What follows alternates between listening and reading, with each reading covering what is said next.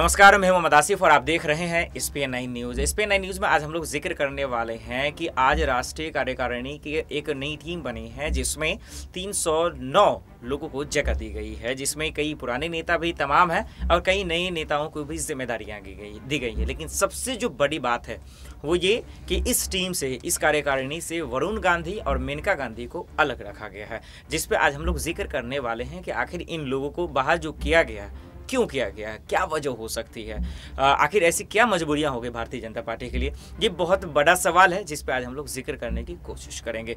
इन तमाम सवालों का जवाब देंगे नेहा इस वक्त हमारे साथ मौजूद है। नेहा, आपका बहुत बहुत स्वागत है। सबसे पहले दर्शकों को ये बताइए और मैं भी जानने की कोशिश कर रहा हूँ आपसे कि ये जो कार्यकारिणी, राष्ट्रीय कार्यकारिणी बना है जिसमें 309 लोगों को जगह दी गई है, जिसमें लगभग तब सभी नेता हैं, सिर्फ दो को छांट दिया गया है, वरुण गांधी है और मेनका गांधी। क्या वजह हो सकती है नेहा? देखिए, सिर्फ दो लोगों को इस तरीके से बाहर करना ये तो बिल्कुल वैसे गलत बात है अगर देखा जाए तो, क्योंकि ये दोनों लोग काफ़ी टाइम से बीजेपी में रहे हैं और अचानक से ऐसे बाहर होने का जो कारण है वो ये कारण ही है क्योंकि शुरुआती दौर से ही जो वरुण गांधी रहे हैं और मेनका गांधी रही हैं वो किसानों के साथ खड़ी रही हैं। दोनों लोग किसानों के साथ, उनकी जो भी दिक्कत परेशानी हुई है, जब से किसान आंदोलन चल रहा है उनके साथ खड़ी रही हैं, उनकी जो भी उनकी समस्याएं उनका साथ दिया है और उनको पूरी करने की मांगे की हैं भाजपा से। बीजेपी से हमेशा मांगे की हैं। अभी जो लखीमपुर वाला केस हुआ है इसमें भी वरुण गांधी का एक बयान आया था, उसमें उन्होंने बोला था कि किसानों को पूरा सहयोग देना चाहिए और इस चीज पे बिल्कुल एक्शन लेना चाहिए।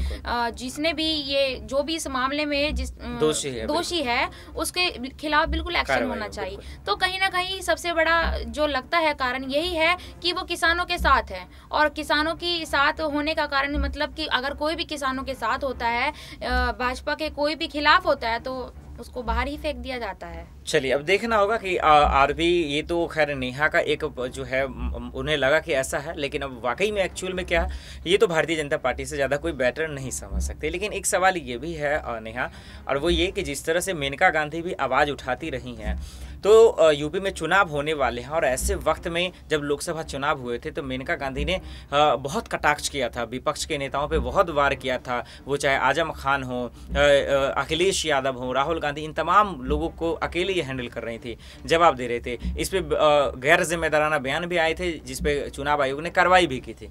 लेकिन अब सवाल ये है कि चुनाव होने वाले हैं 2022 में नेहा, और ऐसे वक्त में इस कार्यकारी अध्यक्ष रणनीति से, टीम से मेनका गांधी को अलग रखना भारतीय जनता पार्टी के लिए कितनी बड़ी चुनौती खड़ी हो गई है यूपी चुनाव के मद्देनजर?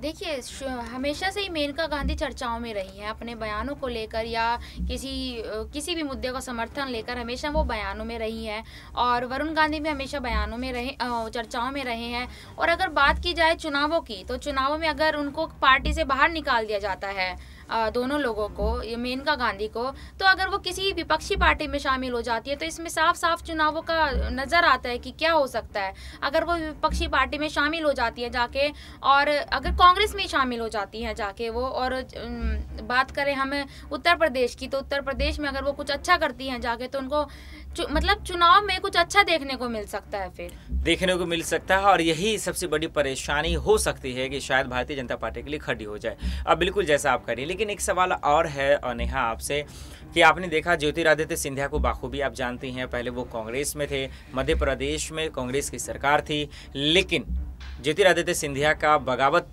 जो तेवर था उसकी वजह से कमलनाथ की सरकार ख़त्म हो गई, कांग्रेस की सरकार गिर गई, भारतीय जनता पार्टी की सरकार बन गई। उसके बाद ज्योतिरादित्य सिंधिया को कैबिनेट में जगह मिल गई और आज तो मोदी के साथ में नई टीम में जगह मिल गई है।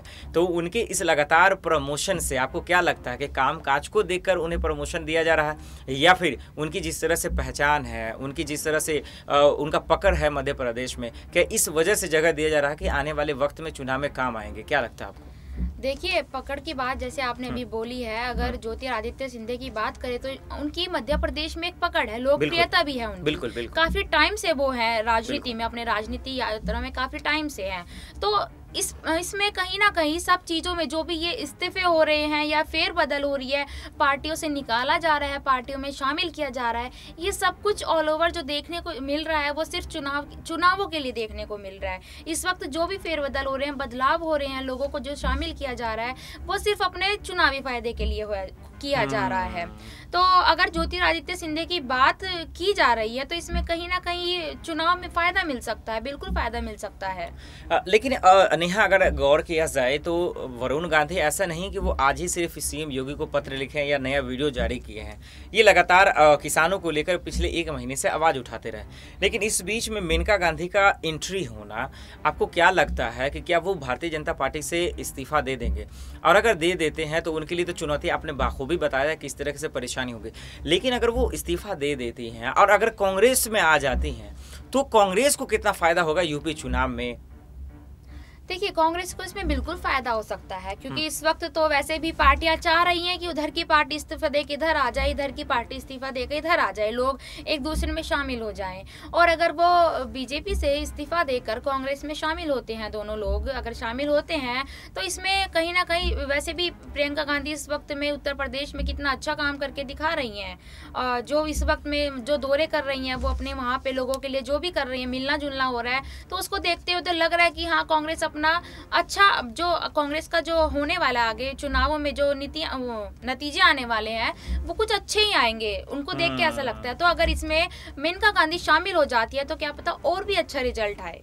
बिल्कुल, इसमें कोई शक नहीं है नेहा। एक सवाल आखिर में आपसे ये भी है, और वो ये कि जैसा कि आप लगातार यूपी चुनाव के बारे में जिक्र कर रही हैं, नतीजे के बारे में जिक्र कर रही हैं कि जो बेटर काम करेगा नतीजे उन्हीं के पक्ष में आएंगे। लेकिन अभी हाल ही में आपके साथ एक घटना है सामने में, यूपी चुनाव में हुई है, वो है लखीमपुर खीरी हिंसा।